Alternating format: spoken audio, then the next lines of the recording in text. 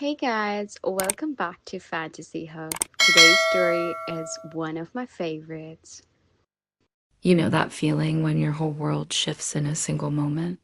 When everything you thought you knew about yourself gets turned upside down by a stranger's smile? That's exactly what happened to me on a Tuesday afternoon in September.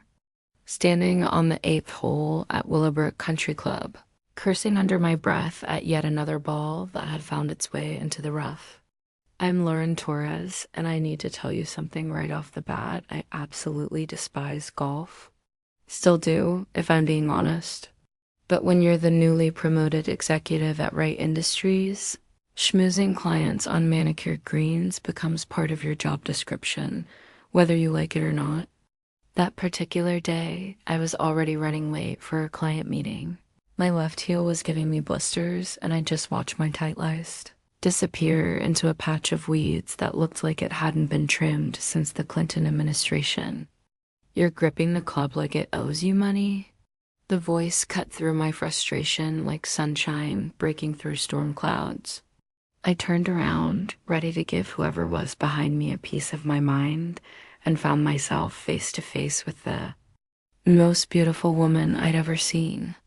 She was leaning casually against her golf bag, a smirk playing at the corners of her mouth, her dark hair catching the afternoon light in a way that made my breath catch. And you're watching me like you've got better things to do than critique. My swing, I shot back, though I'll admit my heart wasn't really in the sarcasm. There was something about her, the way she held herself, confident but not arrogant, the way her eyes sparkled with mischief that made me forget all about my terrible golf game. She laughed then, this genuine, infectious sound that made something warm unfurl in my chest. "I'm Natalie Wright," she said, extending her hand. "And trust me, watching you fight with that 7-iron is the most entertainment I've had all week. Natalie Wright." Even before she told me her last name, I should have known. She had that look about her, the kind of effortless elegance that comes from never having to worry about money, the subtle confidence of someone who's always belonged in rooms like this. But it wasn't until later that I learned she was the CEO's daughter, James Wright's pride and joy, the heir apparent to an empire I could barely fathom. "Lauren Torres," I replied, taking her hand. Her skin was soft, warm, and for a moment longer than necessary, neither of us pulled away. And for the record, I'm not fighting with my 7-iron. We're having a spirited discussion about trajectory. "Ah, my mistake," she said, her smile widening. "How's that discussion going?" I glanced back at the rough where my ball had vanished. "Let's just say we're not seeing eye to eye." What happened next surprised us both.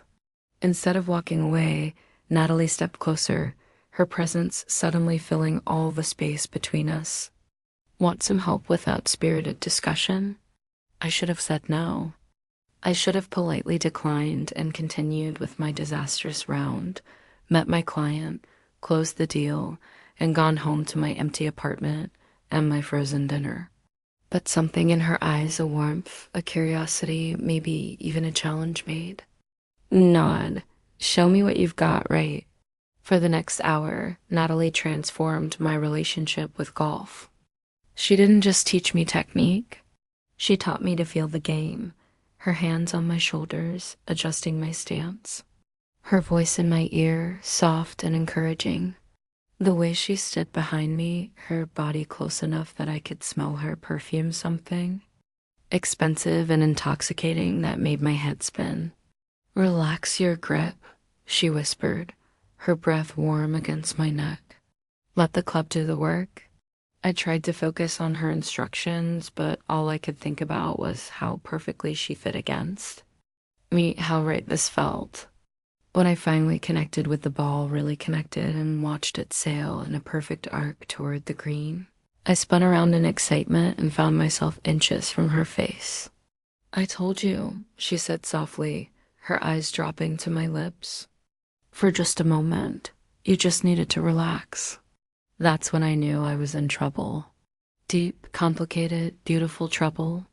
We exchanged numbers that day, and what started as golf lessons became something neither of us had expected. Every Tuesday at 3, we'd meet at the 8th hole. Officially, she was helping me improve my game. Unofficially, we were falling for each other in ways that scared us both. Our conversations ranged from the mundane to the profound.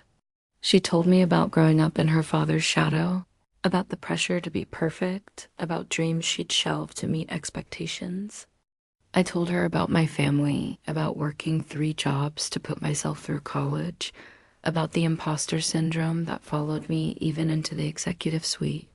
"You don't belong here," she said one afternoon, and my heart nearly stopped until. She continued, "You belong somewhere better. You're too real for this place." Week after week, we met on the course.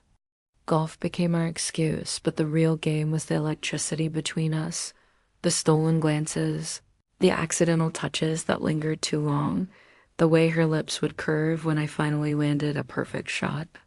We were dancing around something powerful, something that could change everything. The first time she kissed me, we were walking off the 18th green after I'd managed to break 90 for the first time. The sun was setting, painting the sky in shades of orange and pink, and I was rambling about my improved short game when she suddenly stopped walking. "Lauren," she said, her voice barely above a whisper. I turned to look at her, and something in her expression made my heart race. Before I could ask what was wrong, she stepped closer, cupped my face in her hands, and kissed me. It was soft at first, tentative, like she was asking permission. But when I kissed her back, when my hands found their way to her waist and pulled her closer, it deepened into something that felt like coming home. "I've been wanting to do that for weeks," she admitted against my lips. "What took you so long?" I whispered back. That kiss changed everything. What had been careful flirtation became something urgent, necessary. We started meeting outside the golf course, dinners at quiet restaurants, walks through the park, late-night conversations that stretched until dawn. She introduced me to her world gradually, and I showed her mine. The first time I took her to my apartment, she looked around my small but carefully decorated space and said, "This feels like you. I love it." "It's not much compared to—" "Don't." She interrupted, placing a finger over my lips. "Don't compare. This is beautiful because it's yours." That night, we made love for the first time. It was gentle and passionate and perfect, 2 people discovering each other in the most intimate way possible. Afterward, as we lay tangled in my sheets, she traced patterns on my chest with her fingertip. "I love you," she whispered into the darkness. "I love you too," I replied, and meant it more than I'd ever meant anything. For 3 months, we existed in this perfect bubble. We were careful, discreet. Her father couldn't know, not yet. We had plans, though. She was going to tell him about us after the quarterly board meeting. We were going to figure out how to make this work, how to navigate the complexity of our different worlds. But fate, I learned, doesn't care about love stories. It doesn't care about plans or dreams or the way someone's eyes light up when they laugh. It only cares about chance, about timing, about the split second when everything can change. November 15th. I remember the date because it's burned into my memory like a brand. Natalie had been at a charity function across town, and I'd been working late trying to finish a presentation for the next morning. It was raining, not the gentle kind that makes everything feel romantic, but the harsh, driving rain that makes you want to stay inside where it's warm and safe. She was driving home when it happened. A drunk driver ran a red light at the intersection of 5th and Main. The impact sent her car spinning across 3 lanes of traffic before it slammed into a concrete barrier. The call came at 11:47 p.m. I remember checking my phone and seeing St. Mary's Hospital on the caller ID. Remember the way my heart stopped before I even answered. "Ms. Torres, this is Dr. Martinez at St. Mary's. You're listed as Natalie Wright's emergency contact. Emergency contact." 3 months of secret dating, and somehow I'd become her emergency contact. The irony wasn't lost on me, even in my panic. I don't remember the drive to the hospital. I don't remember parking or running through the doors or demanding to see her. I just remember suddenly being there, standing in the intensive care unit, staring at the woman I loved connected to machines that beeped and hummed and kept her alive. She was unconscious for 3 days. 3 days of sitting beside her bed, holding her hand, talking to her even though she couldn't hear me. 3 days of watching her father pace the hallway, taking important calls, barely glancing in my direction. 3 days of existing in a nightmare I couldn't wake up from. When she finally opened her eyes, I felt like I could breathe again, but the relief was short-lived. "Natalie," I whispered, squeezing her hand. "Thank God you're okay." She looked at me with confusion, her brow furrowing as she tried to focus.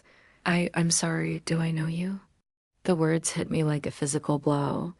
Dr. Martinez had warned me about the possibility of memory loss, but hearing it, seeing the blank look in her eyes where recognition should have been, nearly broke me.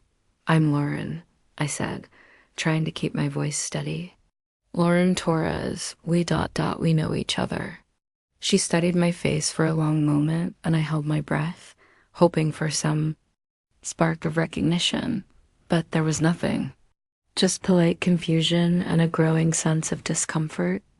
"I'm sorry," she said finally. "I don't remember you at all." That's when her father chose to make his entrance. James Wright swept into the room like he owned it, which technically he did. He was a tall man, distinguished, with silver hair, and eyes that missed nothing. He took one look at me sitting beside his daughter's bed, and his expression hardened. "Natalie, sweetheart, how are you feeling?" He moved to the other side of the bed, effectively blocking me from her view. "Confused," she admitted. "This woman says she knows me, but I don't remember her." "Don't worry about it," he said, his voice gentle with her, but his eyes cold when they met mine. "You've been through a trauma. Dr. Martinez says the amnesia is temporary. Some memories may never come back, but that's probably for the best." The message was clear. He knew about us, had probably known all along, and he was making sure I understood that this was his chance to erase me from his daughter's life permanently. Over the next few weeks, I tried everything. I called, I sent flowers, I even attempted to visit during physical therapy sessions. But James Wright was thorough. He'd made it clear to the hospital staff that I wasn't family, wasn't welcome. The few times I managed to catch glimpses of Natalie, she looked at me like I was a stranger, making her uncomfortable. One evening, about a month after the accident, I finally managed to corner her father in the hospital parking garage. "Mr. Wright," I called out as he walked toward his Mercedes. "I need to talk to you." He turned, his expression carefully neutral. "Miss Torres, I was wondering when you'd approach me directly." "She has a right to know," I said, trying to keep my voice steady. "About us, about what we meant to each other." He studied me for a long moment, and I saw something almost like pity in his eyes. "Do you really think that's what's best for her? She's been through enough trauma." Why would I want to add to her confusion by telling her about some dalliance that she can't even remember? "It wasn't a dalliance," I said firmly. "We were in love." "Were you?" He stepped closer, and I could smell his expensive cologne, could see the calculation in his eyes. "Or were you a young woman who saw an opportunity to advance her career?" "Through my daughter?" The accusation hit like a slap. "How dare you? I don't blame you," he continued calmly. "It's natural to want to better your position, but Natalie is vulnerable right now. She's trying to rebuild her life, and the last thing she needs is to be manipulated by someone with ulterior motives." "I would never manipulate her," I said, fury making my voice shake. "I love her." "Then prove it," he said, pulling out his phone. "Walk away. Let her heal." Let her move on with her life without the confusion and pain of trying to remember something that may be better left forgotten. I stared at him, this man who held all the power, who could make or break my career with a single phone call. But more than that, I saw the love in his eyes when he looked at his daughter, the genuine concern for her well-being. As much as I hated him in that moment, I couldn't deny that he was trying to protect her. I won't give up on her, I said finally. Then you'll force me to take measures to ensure you do, he replied. I can have you transferred to our Hong Kong office by the end of the week. I can make sure you never work in this industry again. Don't test me, Ms. Torres. But I couldn't walk away. Not from her, not from what we'd had. So I became a ghost, haunting the edges of Natalie's life, hoping for a miracle. I learned her schedule, her routes, her favorite places.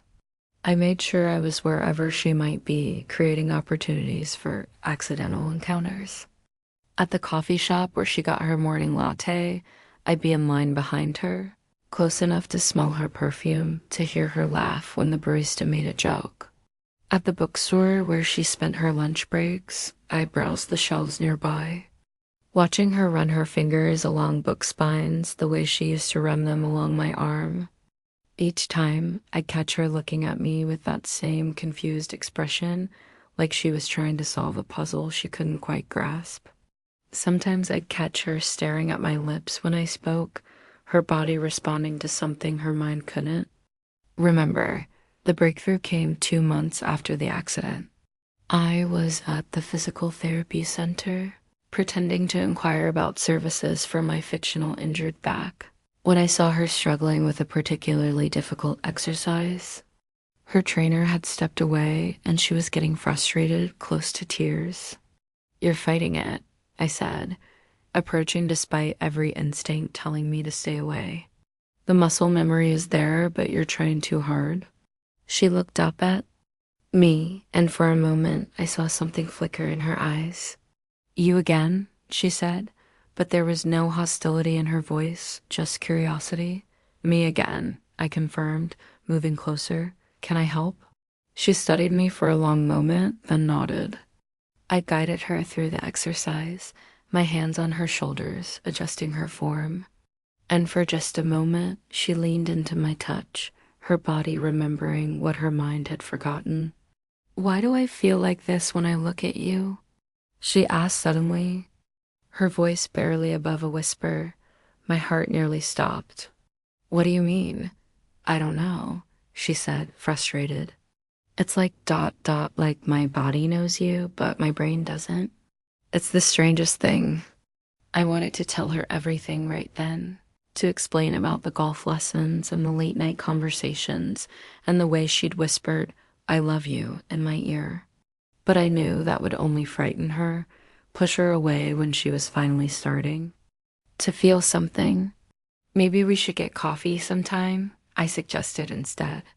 See if we can figure it out together. She nodded slowly. I'd like that. That coffee date led to another, then another.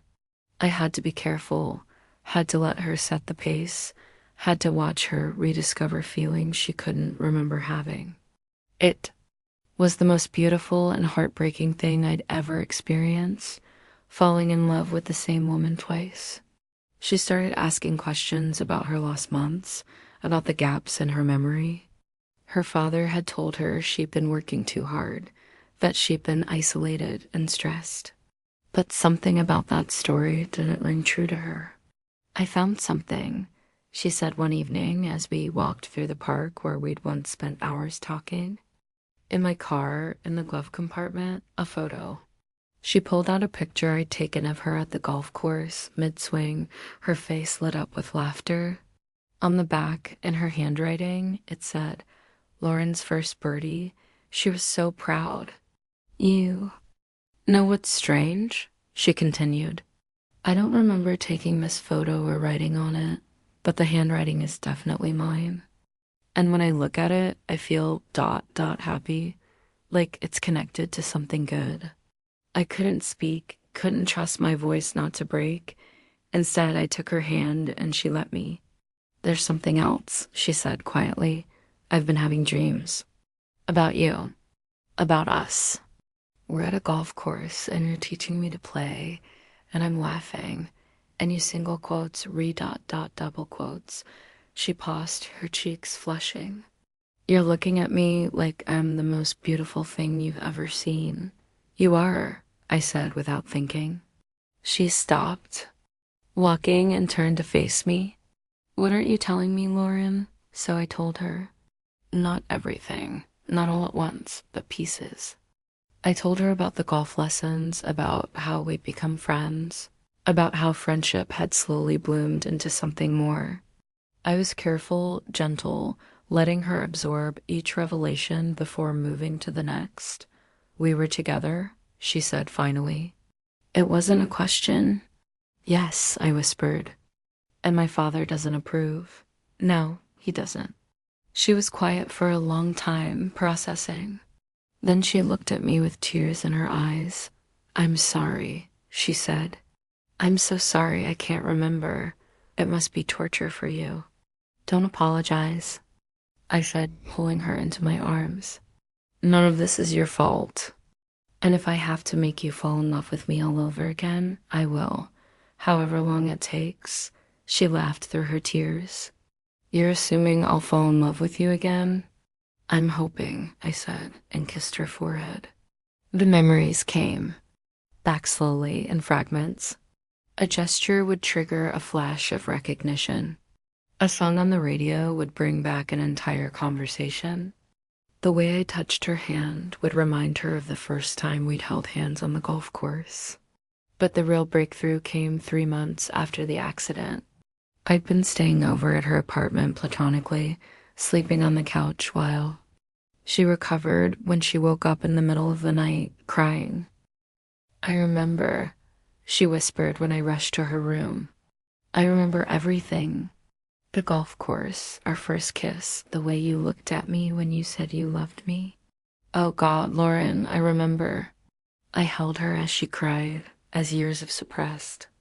Emotions flooded back.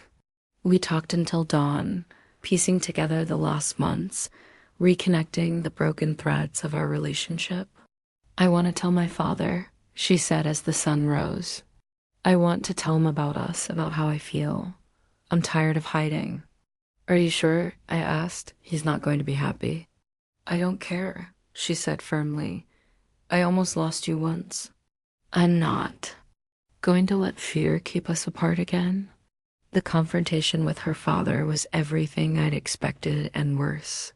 He was furious, not just at me, but at Natalie for allowing herself to be manipulated by someone he saw as beneath her.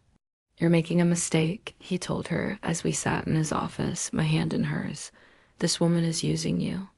She's after your money, your position, your connections. No, Dad, Natalie said calmly. She's after my heart. And she has it. You don't know what you're saying, he insisted. The amnesia, the trauma, you're not thinking clearly. I'm thinking more clearly than I have in years, she replied. I love her, Dad, I love her, and she loves me, and that's all that matters. The argument went on for hours. Threats were made, ultimatums given. In the end, James Wright gave his daughter a choice. Me or her inheritance, her place in the company, her family. I choose Lauren, she said without hesitation. We left his office hand in hand, walking into an uncertain future, but walking into it together. Natalie was disowned that day, cut off from her family's wealth and influence, but she didn't care. She got a job at a small nonprofit, and I helped her adjust to a life without trust funds and country club memberships. Do you regret it?